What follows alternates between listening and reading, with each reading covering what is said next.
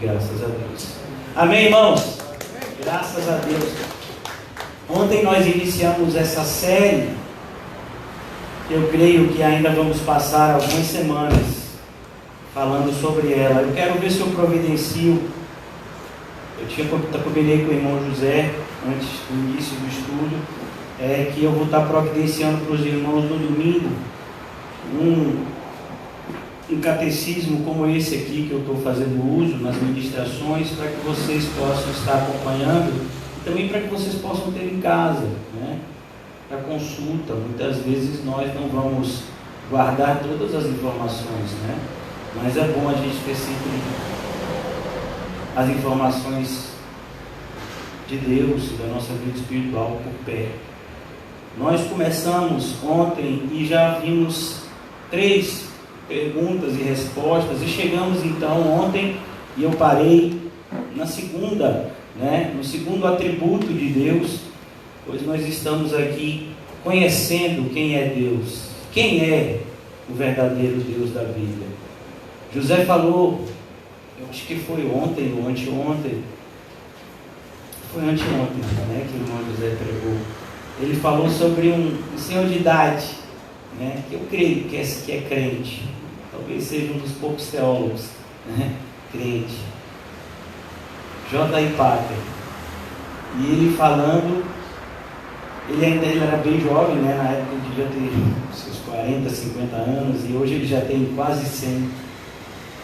E ele estava indo fazer uma exposição sobre a palavra de Deus, quando ele encontrou com uma pessoa que era ateu, declarado, né? E disse, vamos lá assistir a pregação. E ele disse, mas eu não acredito em Deus. E ele falou para esse rapaz, né? Olha, me diga qual é o Deus que você não acredita, porque provavelmente eu também não acredito nele. Então essa é uma verdade. Hoje, se você conversar com aqui, o irmão José esteve hoje à tarde evangelizando com o irmão Leão, não foi isso mesmo? Só foi vocês dois? Então vocês dois e mais uma legião de anjos estiveram evangelizando hoje à tarde. E eu tenho certeza que 99,99% das pessoas que se evangelizaram de alguma forma dizem que acreditam em Deus. Mas se parar para conversar com essas pessoas, qual é o Deus dela, provavelmente vai ser muito distante do Deus da Bíblia. Então, é importante que nós, como cristãos, tenhamos de maneira muito clara a figura. E quando eu falo figura, não estou falando de nada físico, mas eu estou falando que nós conheçamos, né, a pessoa do nosso Deus. Quais são as características? E nós costumamos falar sobre essas características, né, como atributos. Quais são os atributos do Deus da Bíblia, do Deus verdadeiro? E nós vimos ontem 2 deles. Deus é Espírito. Então vimos que o nosso Deus não é como nós. Deus ele pode encarnar, como foi o caso de Deus Filho, que veio em carne na pessoa de Cristo Jesus. Mas Deus essencialmente é um ser espiritual, e é isso que nós precisamos tomar muito cuidado, para que não venhamos a transformar o Deus espiritual em uma criatura semelhante a nós. Em segundo lugar, nós vimos a infinitude de Deus. Deus é infinito. Quando nós nos aproximamos de Deus por meio desse atributo, é importante que nós cada vez mais venhamos a nos humilhar. Esse é um dos atributos de Deus que mais nos humilha, a sua infinitude. Porque nós somos seres finitos, nós somos seres altamente limitados. Por exemplo, eu posso pular de uma altura de 30 centímetros, mas se eu pular de uma altura de 30 metros, o que vai acontecer comigo? Provavelmente eu vou morrer. Eu posso mergulhar por 30 segundos, mas se eu passar 30 minutos submerso na água, eu vou morrer provavelmente, porque eu não tenho condição de respirar embaixo da água. Então nós somos pessoas limitadas pelo tempo, nós somos pessoas limitadas pela questão, pelas leis, né, da natureza. Então nós somos pessoas extremamente presas a uma limitação, enquanto que Deus não tem qualquer tipo de limitação, a não ser aquelas que Ele, por sua livre vontade, se limitar. Então, por exemplo, Deus não mente. Por quê? Porque Ele não pode mentir? Ele pode mentir, mas por que Deus não mente? Porque Ele não quer. Eu não sou homem para que minta, e nem filho do homem para que me arrependa. Então, a pergunta certa não é Deus pode, a pergunta é Deus quer, porque o Deus que é infinito, Ele pode todas as coisas. Vemos no livro de Lucas, logo no início, dizendo que no Senhor não há impossíveis para o Senhor. E vimos isso ontem. E hoje eu quero iniciar a nossa exposição, mais uma vez, qual o Deus do nosso cristianismo. Estamos agora, nessa parte do nosso estudo que nos dedicamos a conhecer a Deus. E um dos atributos de Deus aqui também é a sua eternidade. Então, diz assim, o Salmo 90, versículo 2: de eternidade a eternidade, Tu és Deus. Então, é importante que nós venhamos a nos relacionar com Deus, entendendo que para Deus não existe tempo. Deus não é preso ao tempo. Então, a Bíblia vai dizer, passagens como que 1000 anos para Deus são como uma das vigílias da noite. O apóstolo Pedro vai dizer que 1000 anos para Deus são como um dia, e um dia como 1000 anos. Ele não está querendo dizer que 1000 anos para a gente é como se fosse um dia. Tem gente que acha que Deus é igual à idade de cachorro. Você já viu? Eu não sei como é que o pessoal diz, diz que para cada um ano da gente é como se fosse 7 anos para um cachorro, não é isso? Então, quando o cachorro tem 2 anos, é como se ele tivesse 14. Quando o cachorro tem 3 anos, é como se tivesse 21. Isso foi quando eles tiraram, essa matemática. Mas o pessoal diz isso, Então o pessoal diz assim, para Deus, 1000 anos é como um dia. E debaixo dessa ideia, muita gente chegou a fazer cálculos, Então, muitas pessoas pensaram que na virada do primeiro milênio, o mundo ia se acabar. Imagine, até um tempo atrás, 1999, quando ia se virar para o ano 1000, a gente já está em 2020, acharam que o mundo ia se acabar, depois acharam que era em 1999, e aí já estamos em 2020, Então, qualquer tipo de cálculo matemático baseado em revelações das Escrituras, ele deve ser rejeitado, porque de maneira muito direta, Jesus disse que ninguém sabe quando será a volta dele. Então, qualquer pessoa que pegar um versículo bíblico para você e dizer, eu fiz os cálculos aqui e Deus está voltando tal dia, pode ficar certo que aquilo é balela. Então aqui a eternidade de Deus, ela nos mostra que nós temos que pensar também na nossa eternidade. Sabendo que a eternidade de Deus e a nossa são coisas completamente diferentes. Quando a gente fala da eternidade de Deus, fala que Deus ele não é preso ao tempo. Deus sempre existiu. O homem, ele não é eterno, mas ele possui uma alma imortal. Ou seja, a partir do momento que o homem foi criado, ele vai viver para sempre. E isso é bom e ruim, dependendo do relacionamento que você tem com Cristo. Os ímpios viverão para sempre aonde? No inferno. E os convertidos e regenerados viverão para sempre no céu. Então aqui ele vai dizer que Deus é eterno. Versículo 1, versículo 17 de 1 de Timóteo diz: ora, ao Rei dos séculos, imortal, invisível, ao Deus único sábio, seja a honra e a glória para todos sempre. Amém. Um dos capítulos, um dos versículos mais lindos da Bíblia é o capítulo 11, versículo 36 de Romanos. O apóstolo Paulo, ele tem um êxtase espiritual quando ele está falando da soberania de Deus. E ele fala, porque dele, por ele e para ele. Ó, agora e para sempre. Então, esse é o nosso Deus. Por isso que nós temos que entender, irmãos, que Deus, ele não vai se inclinar à nossa pressa. Se é uma coisa que Deus não tem, é pressa. Porque Deus não está limitado pelo tempo. Então, tome muito cuidado quando você se aproximar de Deus.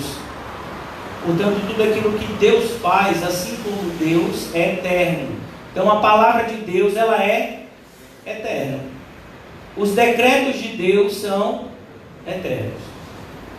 Porque tudo que provém de Deus é eterno. O quarto atributo de Deus que nós vamos estudar nessa série fala da sua imutabilidade. Eu e você temos um atributo contrário. Eu e você somos pessoas mutáveis. Nós somos mutantes, né? Tem até uma série do X-Men, mas a gente não é mutante dessa forma, não. Nós somos pessoas que estamos o tempo todo passando por transformação. Por exemplo, se você for homem, você fez a barba ontem, ela cresceu. Sabe, minhas filhas, meu pai, você fez a barba ontem, ela já está arranhando. Então, quando eu faço a barba, elas ficam num chamego, vem, aí fica se esfregando aqui no rosto. Ô pai, tá lisinho, tá menos de um dia, meu filho. Ah, meu pai, já está arranhando de novo. Então, quando a gente é jovem, a gente tem um estilo de vida, né? De correr, de brincar. De repente a gente vai envelhecendo, a barriga vai crescendo. O osso, a estrutura óssea não é mais a mesma. Nós somos pessoas que o tempo todo estamos sendo transformados.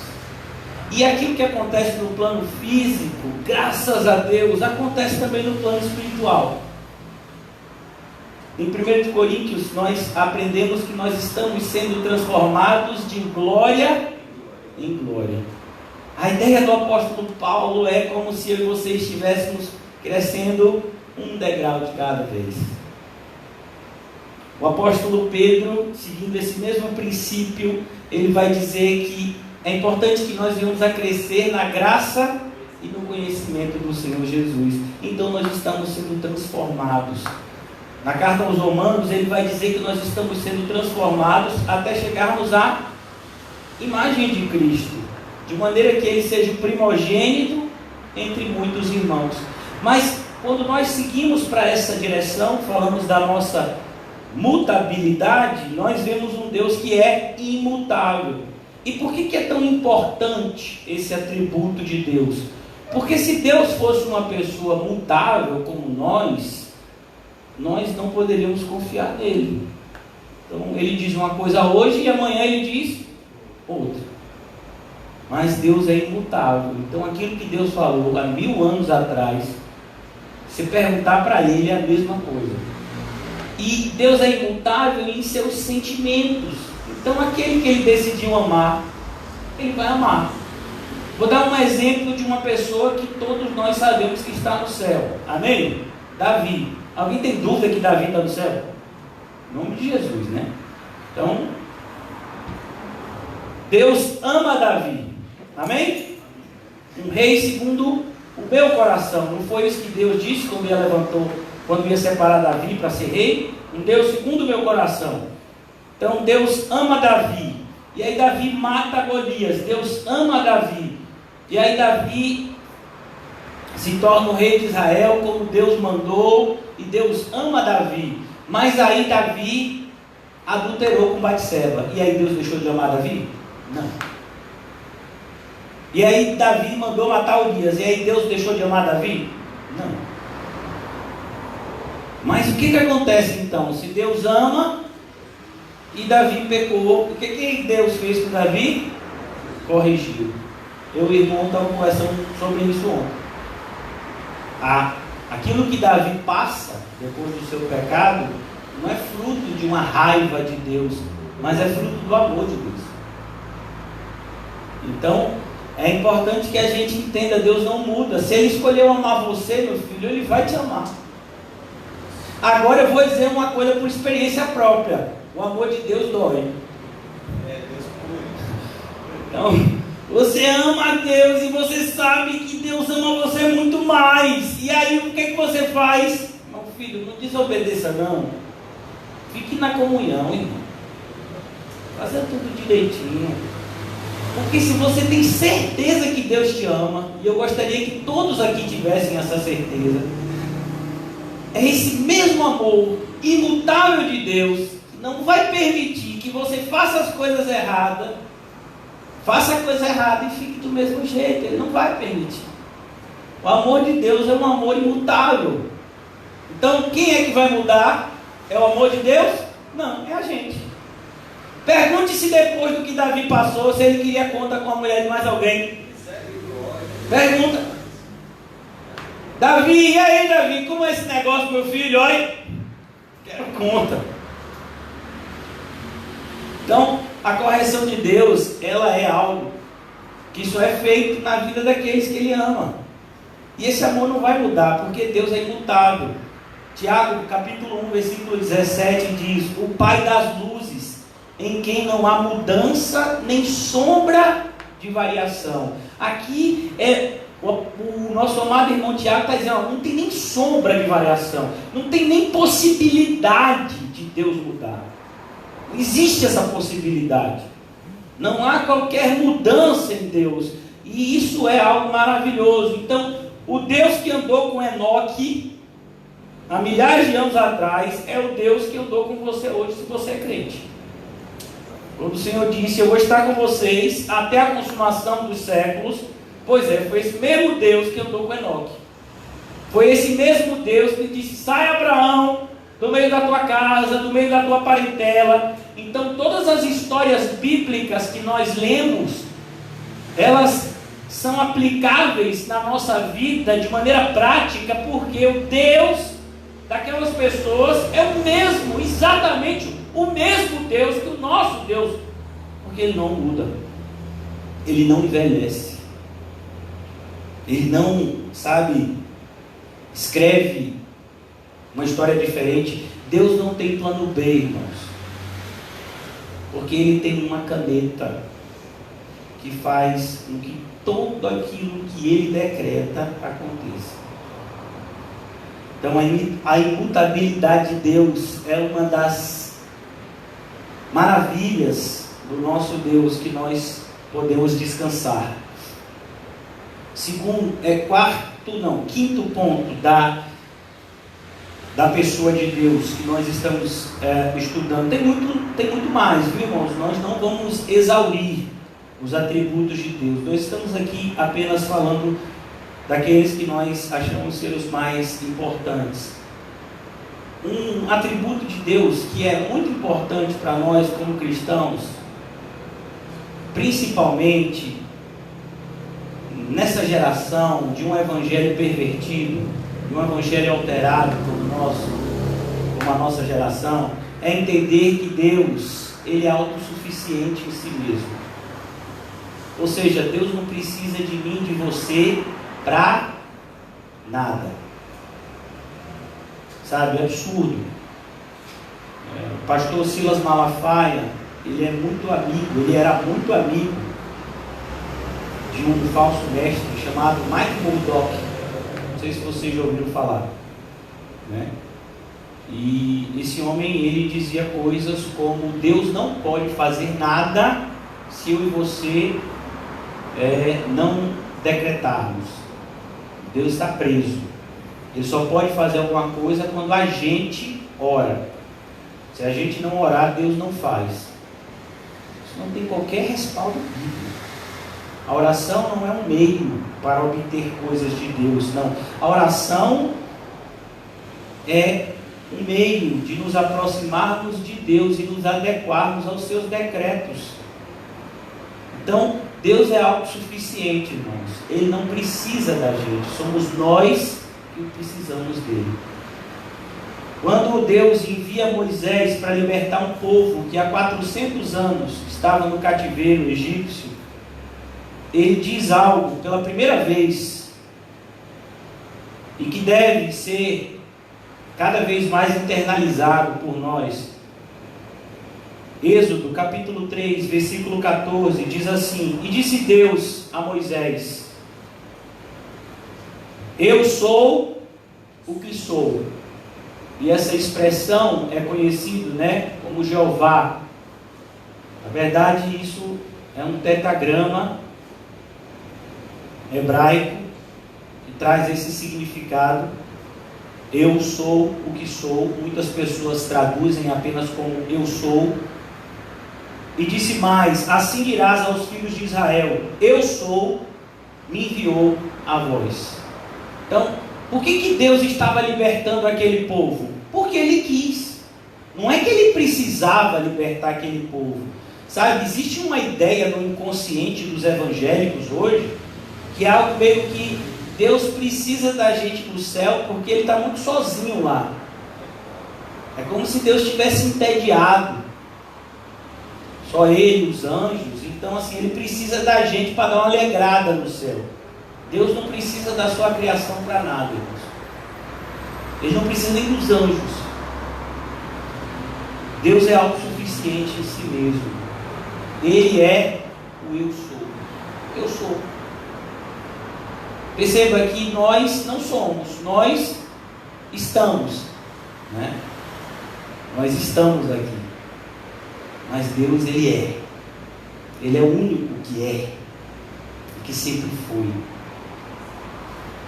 Então que nós venhamos a cada vez mais valorizar a graça. Sabe, uma das coisas que tem acontecido hoje é que não há uma valorização da graça. Porque as pessoas não entendem quem Deus é e quem elas são. Então nós somos seres completamente dependentes de Deus. Se Deus apenas tirasse todo o oxigênio do mundo, morria todo mundo. Mas só o oxigênio ia tirar. Isso já mataria todo mundo. Nós dependemos de Deus para tudo. Nós não morremos por quê? Porque Deus nos deu mais um dia. A gente só está vivo pela vontade de Deus. Sabe? E essa é a única justificativa disso. Agora Deus, Ele está lá no céu e nada vai mudar Ele. Nada vai, trazer qualquer tipo de alteração, porque Ele é. Então nós precisamos cada vez mais, irmãos, nutrir esse sentimento de humilhação na presença de Deus.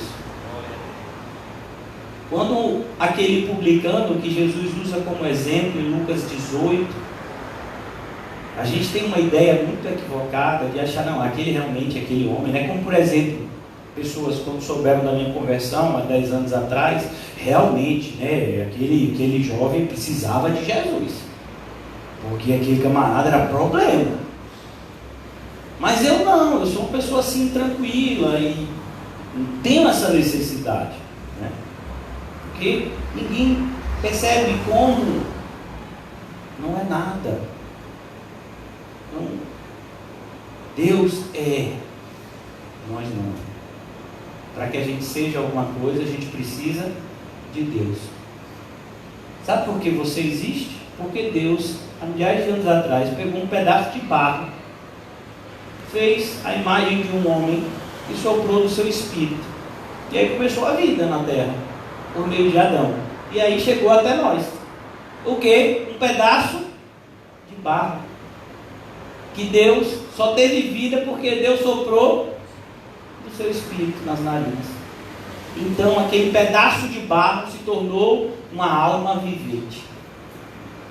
Então entender Esse evangelho, irmãos, que glorifica a Deus e humilha o homem, é extremamente necessário nos nossos dias, aonde a igreja tem andado na direção oposta. Um evangelho que diminui a Deus e engrandece ao homem. Olha, você pode, você decreta, você faz, você determina, você faz e acontece. Meu filho, você não determina a hora da sua morte. Você não pode mandar um fio de cabelo ficar na sua cabeça, você não pode. Você não pode determinar que um osso que você quebrou volte para o lugar. A gente não pode determinar mínimas coisas. Então, cada vez mais é importante que a gente saiba que tipo de Deus é o único e verdadeiro Deus. Sexto ponto, irmão, sexto atributo de Deus que nos coloca no nosso devido lugar é que Deus, e somente Deus, é sábio. Deus, ele pode comunicar de uma parte da sua sabedoria a quem ele quiser. Deus pode conceder a sabedoria a algumas pessoas, né, para que possam fazer aquilo que ele determina. Mas Deus é a própria sabedoria. É como, por exemplo, Deus não tem amor, ele é amor. Deus não tem poder, ele é o poder. De maneira que todo poder é derivado de Deus. Toda sabedoria é derivada de Deus. Nenhuma criatura que Deus criou, ela é sábia em si mesma. Mas a sabedoria, ela vem de Deus. Deus é sábio. Salmo 147, versículo 5 diz: grande é o nosso Senhor, de grande poder, e seu entendimento é infinito. Sabe, irmãos, eu fico extremamente triste e ao mesmo tempo revoltado quando as pessoas vêm para a igreja e querem aplicar na igreja conhecimentos obtidos no mundo, como se nós precisássemos disso. Então, vamos imaginar que nós estamos evangelizando. É o caso aqui, nós estamos evangelizando. E o que o irmão José e o irmão Leão estão fazendo quando vão evangelizar? Eles pegam um panfleto que foi confeccionado, né? O irmão José teve essa ideia junto com o irmão Quinho, e eles confeccionaram um panfleto. Na parte de trás tem os horários da igreja, e na parte da frente do panfleto tem um pedacinho de um texto de J.C. Ryle, né? E ele distribui esses panfletos e ao mesmo tempo ele vai evangelizando aquelas pessoas por meio de mensagens evangelísticas que ele passa na caixinha de som que ele vai levando, louvores, e ele vai apresentando a necessidade do ser humano de conhecer a Deus e se reconciliar com Deus por meio de Jesus Cristo. Isso é evangelismo. Aí as pessoas chegam e dizem: não, irmão José, você precisa de estratégia de marketing. Sabe, a gente precisa usar o marketing. A gente precisa fazer assim. A gente precisa fazer... Você já viu como é que os políticos fazem? Você já viu como é que fulano faz em época de campanha? Então a gente tem que pegar esse know-how quer dizer, né, um conhecimento assim, e a gente tem que aplicar isso na igreja. Olha o dedinho. Na igreja, irmãos, e na nossa vida como cristãos, a única sabedoria que de alguma forma vai se revelar útil para nós é a sabedoria que vem de Deus.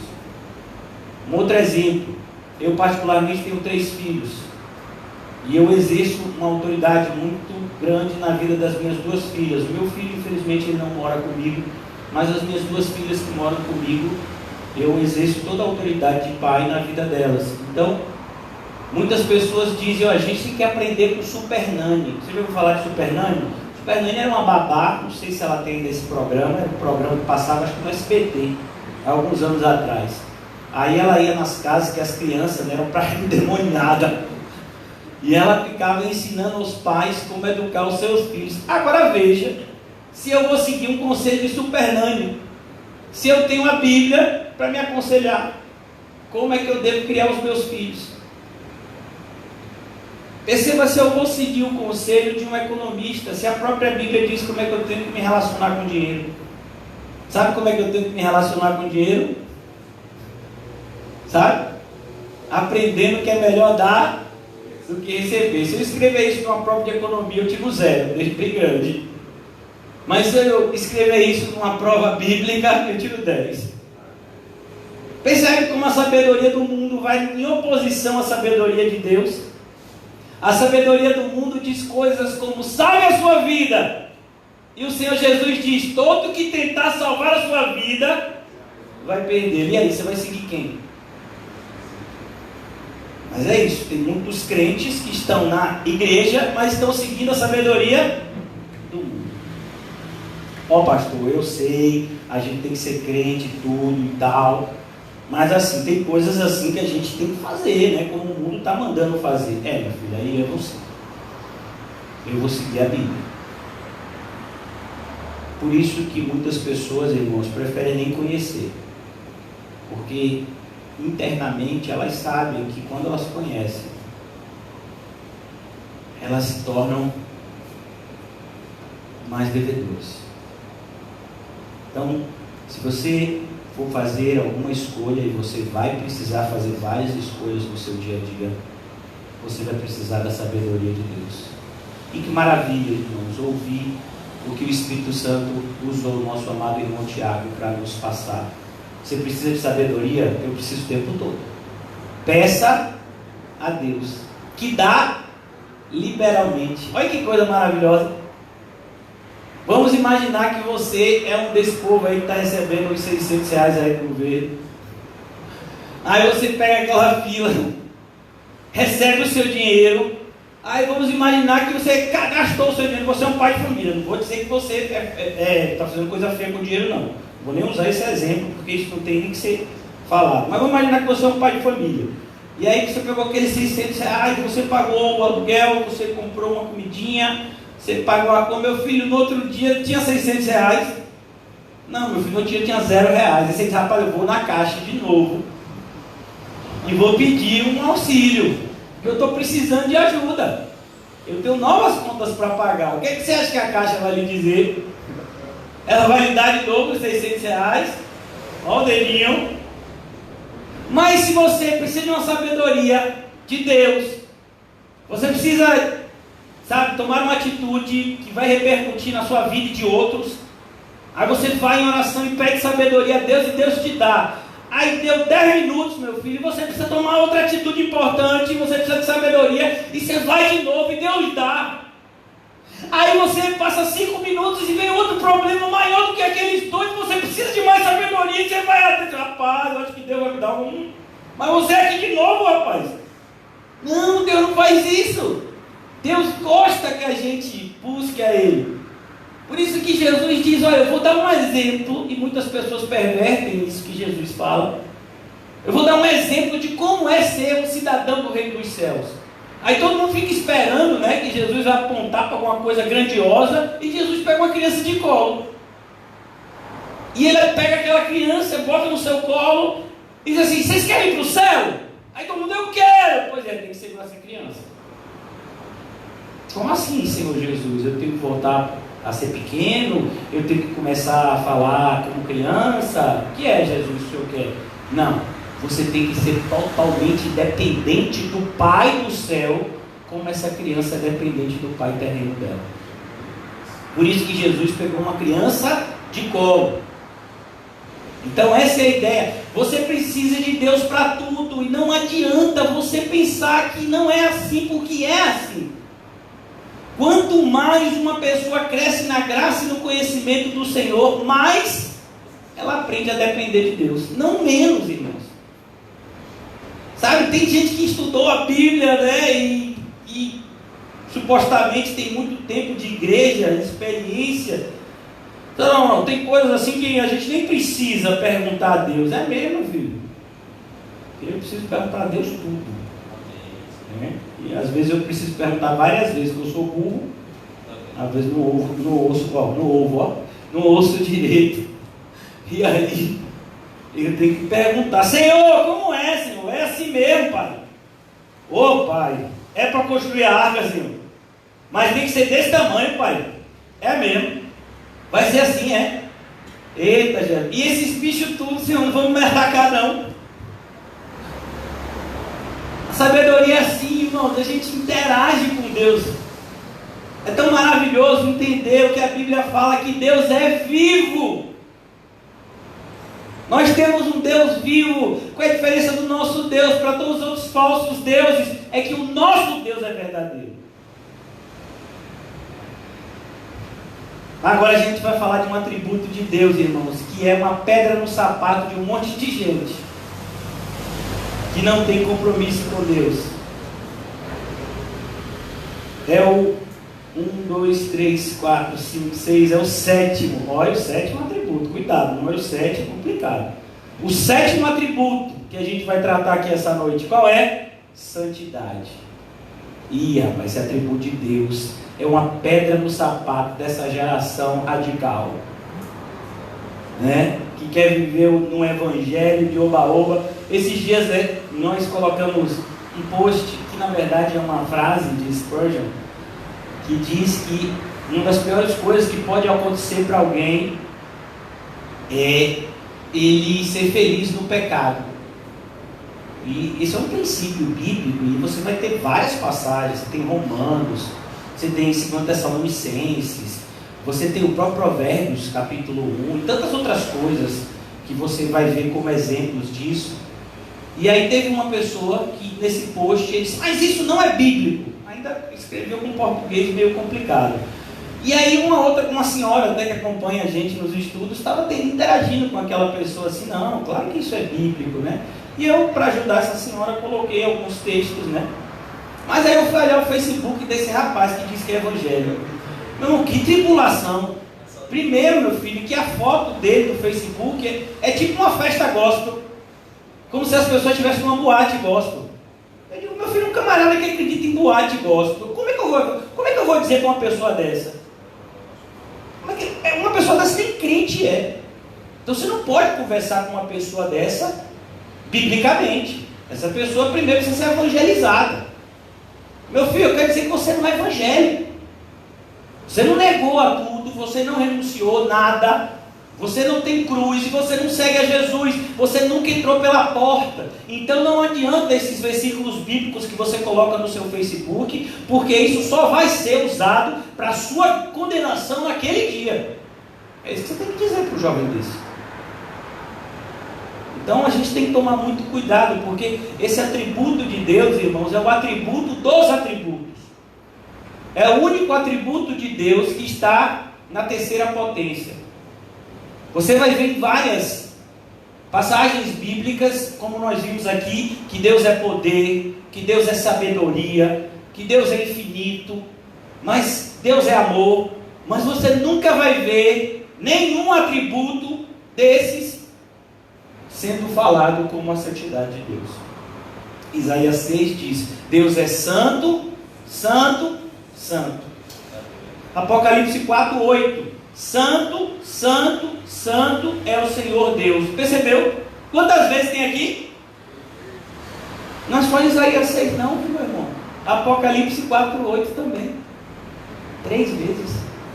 Santo, santo, santo é o Senhor Deus, o Todo-Poderoso, que era, que é e que há de vir.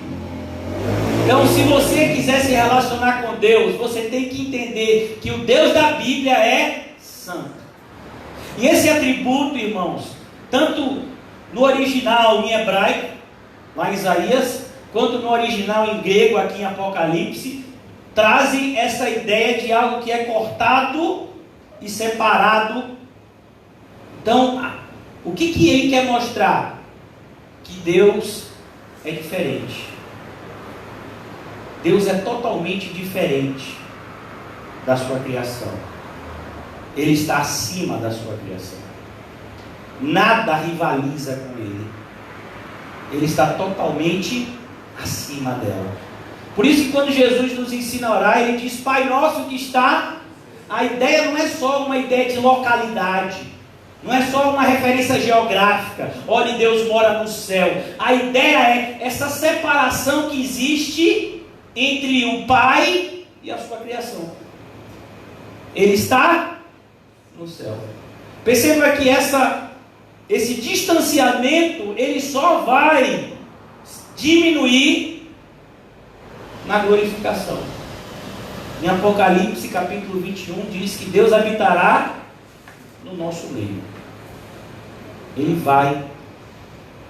não vai precisar mais de tabernáculos, porque ele vai habitar. E é isso que significa tabernáculo. É um verbo, significa habitar no meio do seu povo no céu. Então, irmãos, um evangelho que não se preocupa com a santificação da igreja não pode ser considerado evangelho. Esse evangelho irreverente, esse evangelho que as pessoas podem fazer tudo o que elas quiserem e pensam, porque Deus, ele se importa com aquilo que está dentro do coração, a gente tem que tomar muito cuidado. Porque deixa eu lhe dizer uma coisa, a sua boca e o seu corpo vão fazer o que está aqui dentro. Então, se externamente eu demonstro irreverência no meu trato, no meu relacionamento com Deus, imagine internamente. Imagine por dentro. Pessoas que não têm qualquer tipo de zelo com as coisas de Deus, como podem dizer que amam a Deus? Como se atrevem a isso? E aí eu fico imaginando essas pessoas que dizem: ó, pastor, eu tenho muito medo de morrer de Covid, por isso que eu não estou indo para a igreja. Eu digo: meu filho, isso devia ser o contrário. Se você tem muito medo de morrer de Covid, você está precisando mais do que qualquer um de ouvir o evangelho. Porque deixa eu lhe dizer uma coisa, é por isso que o pessoal não pode conversar comigo. Deixa eu lhe dizer uma coisa, você pode até não morrer de Covid, mas você vai morrer. Eita, pastor, vira a boca para lá. Meu filho, eu posso virar a boca para cá, para lá. Você vai morrer. Eu vou morrer. E o quanto antes a gente entender isso, vai ser melhor para a nossa alma. Eu preciso viver de tal forma que, se eu tiver que morrer, eu não tenha mais nada para fazer. Glória a Deus.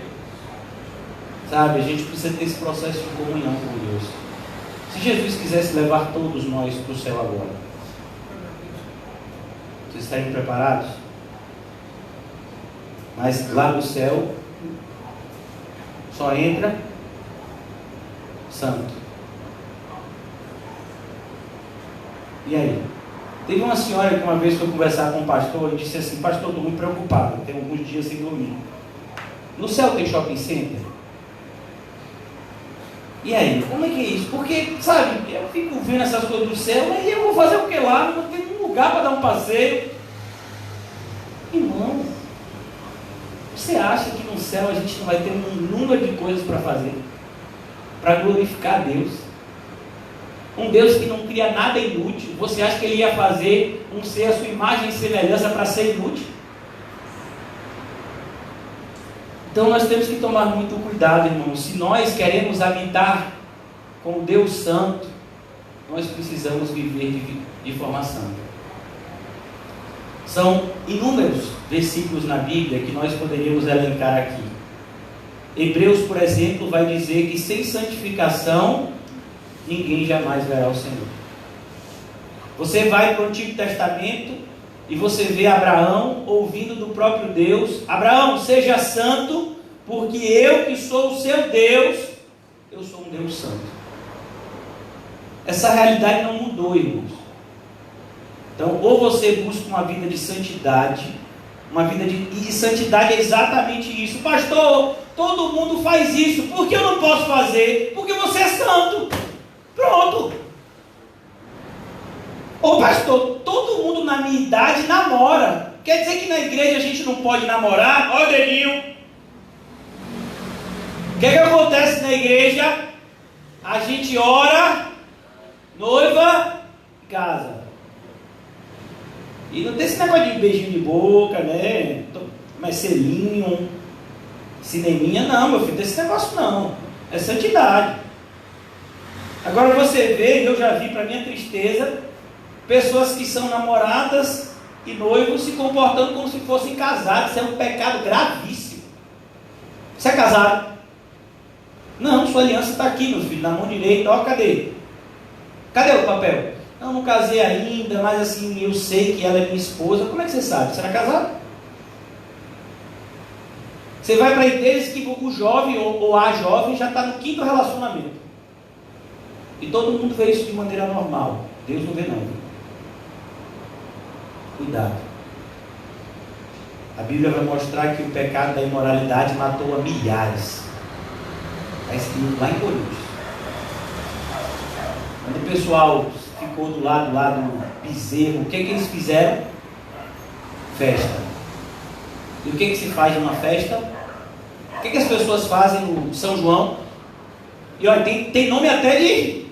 Eu fico imaginando, um dos homens que mais buscaram santificação. Você já imaginou? João Batista, meu filho, comendo milho, munzá, cuscuz e dançando quadrilha. Já imaginou João Batista dançando quadrilha? Nossa, que víbora. Imagina ele entrando numa festa que tem o nome dele. Como é o nome daquele negócio, né, que bota, aqueles balões. Aí bota aqueles papelzinhos que arruma assim, como é o nome daquilo? Bandeirola, né? Não é bandeirola? Que negocinho. E todo mundo de roupa, né, de interior, dançando quadrilha. Aí entra ele. Que é isso? A gente está aqui dançando São João. São quem, rapaz?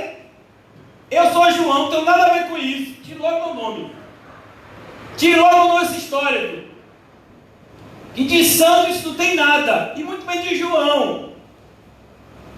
Que era uma pessoa que viveu nos desertos e que, para não se contaminar com o mundo, comia gafanhotos e mel silvestre e se vestia com uma roupa de couro de camelo. Ou seja, nem na cidade para comprar comida ele ia. Ele comia do que o deserto lhe proporcionava. Aí pega uma festa dessa, imoral, e bota o nome dele. Rapaz, que loucura! E ninguém diz nada. Aí vem as igrejas evangélicas e diz São João sem João. Olha! Rapaz, olha, eu fui uma vez, na época que eu não conhecia o verdadeiro evangelho, mas eu já me escandalizava. Eu fui num desses retiros de casal, foi bem numa época dessa, meu filho. E teve quadrilha, teve coquetel sem álcool. Meu filho, a diferença daquele retiro para uma festa do mundo era nenhuma. Qualquer pessoa de fora que chegasse lá ia pensar que ele era uma festa qualquer, mundana. Ah não, mas a gente não bebe álcool aqui. É mesmo, meu filho. Os ímpios também não bebem álcool, não. Bebe? Você vê alguém pegando álcool em farmácia bebendo? Pelo amor de Deus. Você vê uma igreja, irmãos, completamente mundana hoje. É a igreja, sabe, totalmente aberta às perversões do mundo. Pastores completamente imorais, irreverentes, indecentes. São capazes de fazer qualquer coisa para agradar a massa. Se é uma das coisas que o nosso mundo não é, irmãos, é santo. Nosso mundo é o oposto disso. E quando nós entramos na igreja, e quando eu falo isso não é a porta da igreja física, mas quando entramos na igreja invisível, pelo meio da porta que é Cristo, ele começa então esse processo doloroso de santificação. Coisas que eu gostava de fazer, agora eu não vou mais fazer. Ah, mas Deus não tirou a vontade de você? Não, não tirou a vontade não, meu filho. Ele me deu conhecimento para entender que aquilo que eu pensava que era bom, não é. E aí o que é que você faz? Eu esmurro o meu corpo, para que naquilo que eu já sei que é errado, eu não me veja fazendo algo que me tornará um reprovado. Essa ideia de que Deus, de maneira mágica, vai tirar todos os nossos desejos ruins e trocar por desejos bons, isso é uma ideia completamente falsa. A vida cristã é marcada por luta, e a luta mais difícil, irmãos, não é travada fora, é travada dentro do nosso ser. Então a gente tem que, muitas vezes, arrancar a mão, cortar o pé, arrancar o olho, porque eu sei que essas coisas são ruins, e que se eu andar por esse caminho, eu vou andar por um caminho de trevas e destruição, então eu não posso mais fazer isso. Então a gente tem que tomar muito cuidado. É uma anomalia do tempo presente. Santos sem santidade. Que coisa, né? Eu acho algo assim revoltante. Se você é um cristão, irmão, deixa eu dizer algo de maneira muito direta. Você é um cristão, tem coisas que você vai se revoltar. O fato da gente se revoltar não significa que a gente vai tomar atitudes carnais. A revolta é algo natural na vida de alguém que é espiritual. Se eu amo a verdade, eu me revolto com a mentira. Se eu amo a santidade, eu me revolto com a iniquidade. Não existe um processo de apatia na vida cristã. Então temos que tomar muito cuidado. Hoje até eu li uma passagem que eu gostaria de dividir com os irmãos aqui. Eu particularmente, e o irmão José, temos que nos dedicar muito, mais do que alguns de vocês aqui, à leitura dessas 3 cartas. Vocês todos devem lê-las com todo afinco e estudo. Mas eu e o irmão José mais ainda, porque são chamadas, cartas pastorais, 1ª e 2ª Timóteo e Tito. Se você tem alguma vocação também pastoral, essas são cartas indispensáveis para o seu trato diário. E em Tito, na carta a Tito, o apóstolo Paulo vai escrever a atitude de um pastor, de um homem de Deus, em relação às constantes heresias que se levantam no nosso meio. Olha o que ele diz aqui. Ele havia deixado o irmão Tito na ilha de Creta. Creta era uma ilha muito grande, que havia cerca de 100 cidades nessa ilha. E ele escreve para Tito e diz assim, versículo 10, Tito 1:10, porque existem muitos insubordinados. Olha, o que é uma pessoa insubordinada? É uma pessoa que não obedece a palavra de Deus. Então ele é insubordinado. Pauladores frívolos, pessoas que falam o que vem na mente, que não tem qualquer tipo de responsabilidade com as suas palavras. Enganadores, pessoas que enganam, especialmente os da circuncisão, especialmente aqueles que se dizem religiosos, são os mais enganadores. Eu tenho muito medo dessas pessoas que têm uma religiosidade externa, porque a maioria delas não tem nenhum tipo de espiritualidade interna. É preciso fazê-los calar. Olha como ele diz aqui. Como é que a gente vai fazer calar? A gente vai pegar um falso mestre e vai amordaçar ele? Não. Como é que a gente faz calar o mal? A gente fala o bem. Como é que a gente faz calar a mentira? A gente prega a verdade. É preciso fazê-los calar, porque andam pervertendo casas inteiras. Olha que destruição, irmão. Um falso mestre é uma arma poderosa na mão de Satanás, destruindo lares, ensinando o que não deve, por torpe ganância. Agora veja, o falso mestre está lá falando um monte de mentira e eu vou ficar calado. E não vou dizer que ele é falso mestre. Então, meu filho, eu não sou mais pastor. Foi mesmo dentre eles um profeta que disse, e olha o que Paulo está dizendo aqui, meu filho, Paulo está jogando duro. Se você for para o original, o negócio vai ficar difícil para você. Viu? Cretenses, sempre mentirosos, olha. Feras terríveis, chamando aquelas pessoas de animais. Ventres preguiçosos. Tal testemunho é exato. Portanto, repreende-os como? Na tranquilidade, cuidado, igual um cotonete, limpando bem devagarzinho o ouvido, é assim? Não, meu filho, repreende-os severamente, para que sejam sadios na fé. Então, tome muito cuidado. Ser cristão, ser servo de Deus é isso aqui. É você subir no Monte Carmelo como Elias, olhar para os profetas de Baal e dizer para eles, vocês são mentirosos. Então a gente tem que tomar muito cuidado, irmãos. A verdade traz consigo um espírito que nos dá coragem. É isso que o apóstolo Paulo diz a Timóteo. Timóteo, Deus não nos tem dado o espírito de covardia, mas o oposto disso.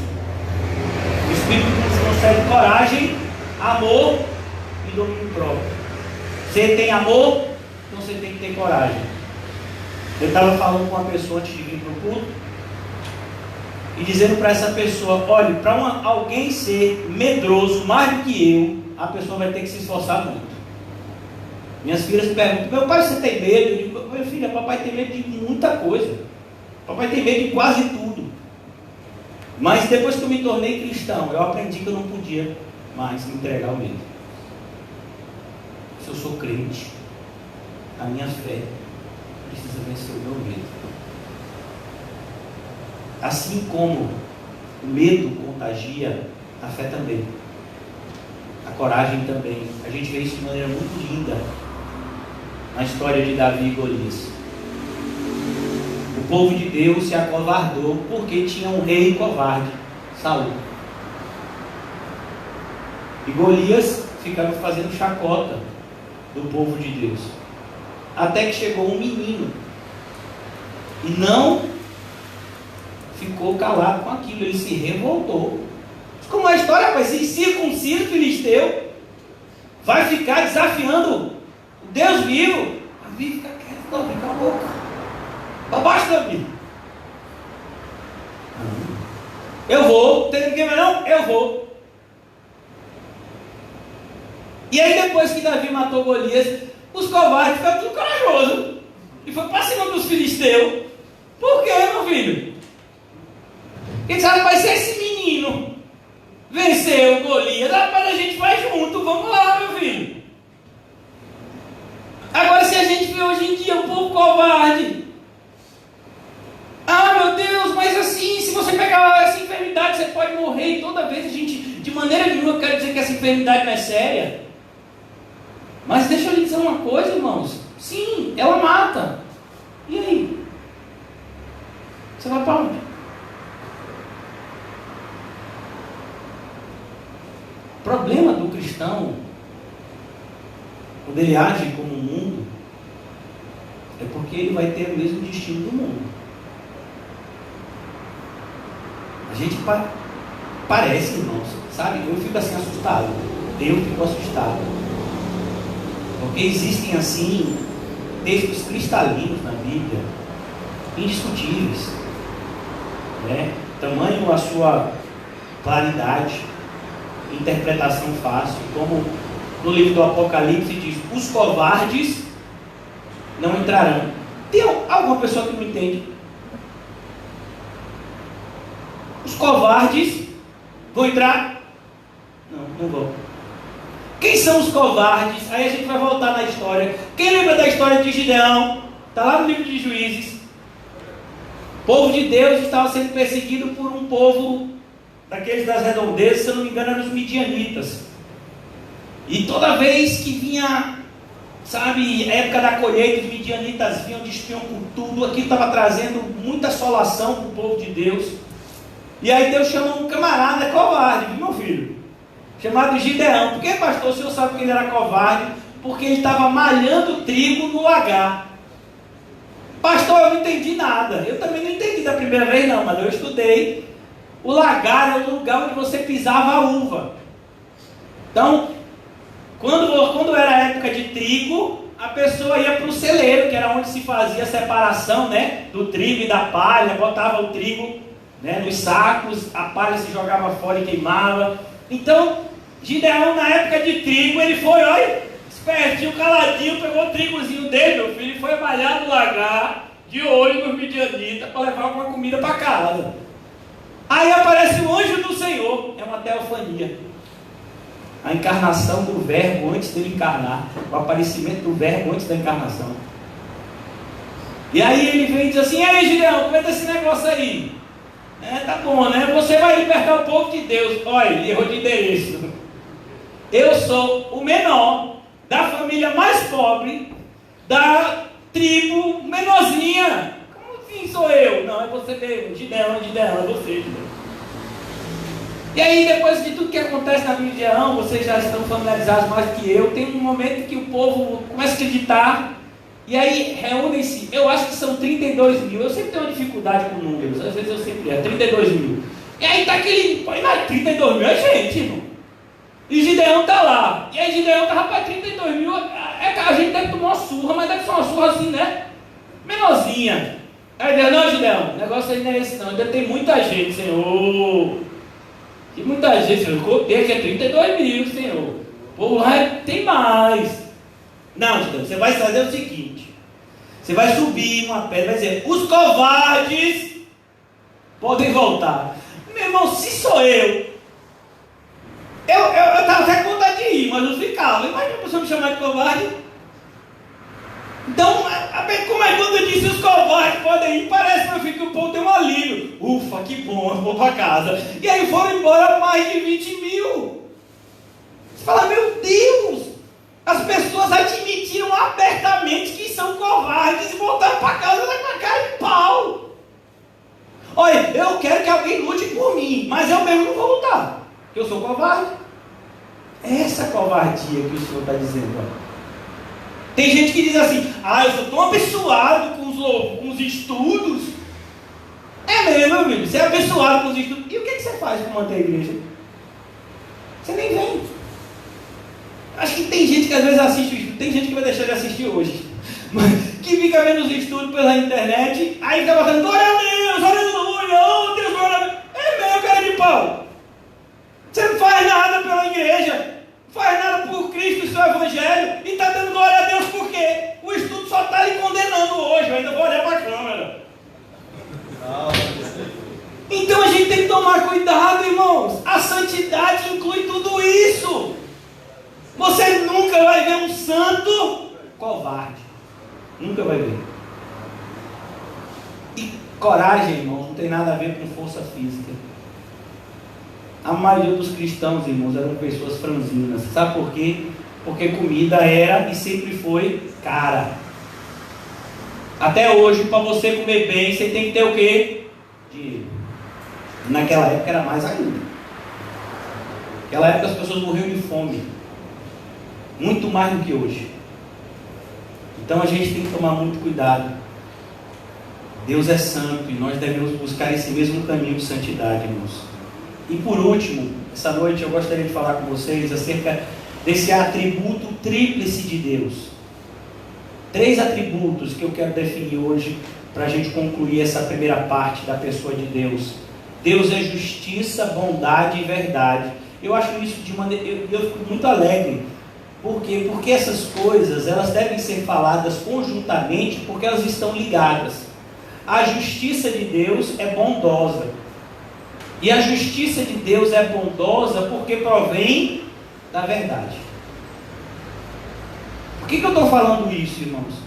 Porque você acha que é fácil um pai enterrar o seu filho, como foi o caso do irmão Paulinho que falou, que fez um enterro essa semana de uma criança de 2 meses. O que você acha? É difícil, né? O irmão Edevaldo perdeu um filho recentemente. É difícil para qualquer pai perder um filho. Mas imagine você perder um filho recém-nascido. Que coisa difícil. E aí você muitas vezes vai colocar em questão a justiça de Deus. E sempre que você colocar a justiça de Deus em questão, a bondade de Deus vem junto. Que Deus é esse que matou meu filho, que não tinha culpa nenhuma? Que justiça é essa? Meu filho, Deus é justo. Deixa eu lhe dizer uma coisa. Vamos imaginar que o irmão José tem uma bicicleta. Ele adquiriu uma bicicleta porque ele quer entrar em forma. Quer aprender a andar? Mas vamos imaginar pela fé que você vai aprender a andar. Aí irmão José, todo dia ele está dando andadinha na bicicleta, né? Ele está aqui morando com a gente. Quando ele passar esse Covid, voltar lá para Centenário, lá também tem ciclovia, ele vai andar lá também. E aí ele está andando. Mas enquanto ele está aqui, ele deu uma andada, o irmão José andou de manhã de 7 às 8, ele orou de 4 às 7 da manhã. Aí quando ele levantou da oração, ele pegou a bicicleta para andar um pouquinho, para aproveitar e glorificar a criação de Deus. E aí ele foi andando aqui na orla, aqui na ciclovia. Aí quando deu 8 horas, de repente ele chegou, botou a bicicleta aqui, vai tomar um cafezinho daquele pão gostoso ali que o irmão Augusto já está fazendo. Então, aí o irmão Jefferson chegou: oi José, você me deixa dar uma voltinha na bicicleta? Aí José: rapaz, eu deixo. Aí o irmão Jefferson vai dar uma voltinha. Quando o irmão Jefferson chega mais ou menos ali na metade, o irmão José diz: ô irmão, eu preciso da bicicleta agora, porque eu tenho que ir aqui comprar uma coisa aqui, depois eu lhe empresto de novo. O irmão Jefferson vai ficar chateado. A bicicleta é de quem? De José. Tem alguma coisa no mundo que não seja de Deus? Aquela criança era de quem? De Deus. E se Deus tomou para ele, ele fez alguma coisa injusta? Ele deixou de ser bom? Essa família perdeu um filho. Jó perdeu 10 de vez. Todos os filhos, no único dia Jó perdeu. E ele disse que Deus era injusto? Ele disse que Deus era perverso com ele? Ô Deus, como é que você me dá uns filhos tão bons e depois tira tudo de vez, Deus? O irmão José várias vezes nos lembra a respeito de um hino extremamente conhecido na igreja: sou feliz com Jesus. Quem escreveu esse hino foi um pai que perdeu 3 filhas num naufrágio. E aí, depois de perder as 3 filhas, ele vai com a esposa que sobreviveu ao naufrágio, e a esposa diz: foi aqui que o navio afundou. Aí ele vai, pega o papel e a caneta e escreve esse hino: sou feliz com Jesus. Porque ele sabe que Deus é justiça, é bondade e é verdade. A gente precisa, irmãos, cada vez mais entender que o nosso Deus, ele não é um Deus de conveniência. Deus não tem compromisso com a nossa justiça. Ele tem a sua justiça. A nossa justiça é falha, a de Deus não. Deus não tem compromisso com o que eu e você achamos que é bom. Graças a Deus, porque se ele tivesse, a gente estava frito. Porque existem caminhos aos nossos olhos que são bons, mas são caminhos de morte. Você já imaginou, irmãos, se Deus não tivesse fechado a porta na cara da gente em várias situações, estava todo mundo morto aqui. Se você pegasse aquele ônibus, se você entrasse naquele emprego, se você se relacionasse com aquela pessoa, se as suas vontades e as minhas fossem todas satisfeitas, a gente já estava no inferno há muito tempo. Glória a Deus, porque a bondade de Deus é diferente da nossa. Tanto a justiça quanto a bondade de Deus provém da verdade. Então, qual é o padrão? Perceba, irmãos, justiça é uma palavra que só pode ser entendida quando você tem um padrão para se basear. Então, quando você diz: ah, isso é injusto. Sim, mas qual é o seu padrão? Sabe, é como você diz, né? O que é pesado para você? Você vai pegar um peso de 1 quilo e para uma criança de poucos anos, aquele peso é o quê? Pesado. Mas para um adulto, 1 quilo é algo leve. Olha o padrão. Ah, mas isso é tão pesado. Para um guindaste, 1 tonelada é pesado? Não, os guindastes levam muito mais. Mas para mim e para você, isso é algo que a gente não consegue levantar 1 tonelada. Então, qual é o padrão, irmãos? Por que isso é tão importante? Porque muitas pessoas têm medido a sua justiça pela injustiça dos outros. Aí eles se acham bons. Ah, tá vendo como eu sou? Olha aquele fariseu. Eu dou o dízimo do coentro, do hortelã, do cominho. Eu jejuo 2 vezes por semana. Eu faço isso, eu faço aquilo. Olha como eu sou justo. Aquele jovem rico, eu obedeço os mandamentos. Qual era o padrão dele? O padrão dele estava o quê? Errado. Então o padrão da gente, irmãos, é a verdade. E glória a Deus que a verdade não é uma palavra apenas, ou um conjunto delas. A verdade é uma pessoa. Você quer saber o que é justiça? O que é bondade? Olhe para Cristo. Ele é a verdade. Ele é a verdade não somente falada, mas ele é a verdade vivida. Então aqui, irmãos, no capítulo 34 de Êxodo, eu quero já caminhar para a conclusão. Diz assim: Jeová, o Senhor Deus, misericordioso e piedoso, tardio em irar-se e grande em beneficência e verdade, que guarda a beneficência de milhares, que perdoa a iniquidade e a transgressão e o pecado, que ao culpado não tem por inocente. Êxodos 34, 6 e 7. Esse é o padrão de Deus, irmãos. Sabe por que Jesus Cristo teve que morrer no nosso lugar? Porque Deus não tem o culpado por inocente. Deus é justo. Então tudo que eu e você fizemos de errado, a gente deveria o quê? Pagar. Mas o que é que acontece?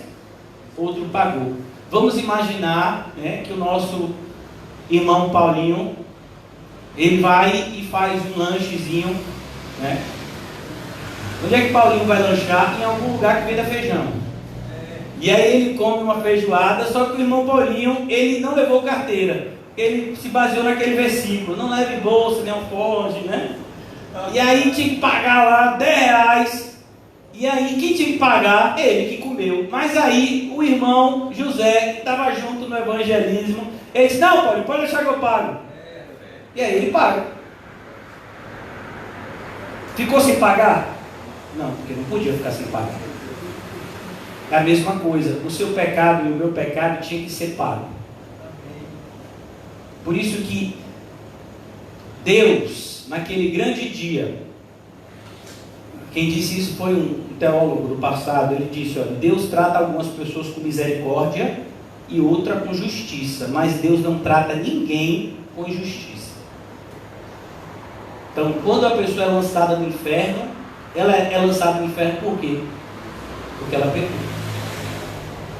E quando uma pessoa vai para o céu, é porque Deus foi misericordioso e escolheu salvá-la por meio do sacrifício perfeito de Cristo na cruz, concedendo para ela, inclusive, fé. A fé, muitas pessoas acreditam que é pelo meio, que a fé que faz com que eu seja salvo. Não, eu sou salvo e por isso eu tenho fé. A salvação precede a fé. Eu só tenho fé porque Deus me deu, senão eu jamais a teria. Então, irmãos, é diante de um Deus assim que nós nos prostramos. Por isso, tome muito cuidado quando as pessoas oferecerem para você um Deus diferente, um Deus que não tem compromisso com a sua verdade, um Deus que não é santo, um Deus que aceita qualquer tipo de culto e adoração, mesmo que ela seja hipócrita. Esse não é o Deus da Bíblia. Que o Senhor nos ajude cada vez mais a conhecê-lo e glorificá-lo de uma maneira que lhe seja agradável. Vamos orar. Ó Deus, mais uma vez nos colocamos diante de Ti, Senhor, como vermezinhos que somos, mas por Tua graça nos concedeste a fé em Cristo Jesus, e por Tua graça, Senhor, nos fizeste Teus filhos. Nós que antes nem éramos servos, mas por Tua graça fomos feitos filhos. Nós que se nos tornássemos, se fôssemos feitos escravos, já seria muito, mas aprove ao Senhor nos tornar filhos. Ó Deus, nos ajuda a viver feliz debaixo dessa maravilhosa notícia. Somos filhos de Deus, portanto nada pode nos apartar do amor de Deus que está em Cristo Jesus. E aquele que deu o seu próprio Filho, Jesus Cristo, por amor a nós, como não nos dará juntamente com Ele todas as coisas? É o término desse estudo. Cada irmão e irmã saia daqui cheio da paz que excede todo o entendimento. Que possamos aprender, Senhor, a importante tarefa de descansar em Ti em tempos de adversidade, pois somente assim conseguiremos completar a jornada. Ajuda-nos, Senhor Jesus, na nossa pouca fé. Nos ajuda a descansar em Ti e nas tuas maravilhosas promessas. Em nome de Jesus, amém e graças a Deus. Amém, irmãos? Diga para você mesmo, em espírito: Jesus me ama. Jesus me ama.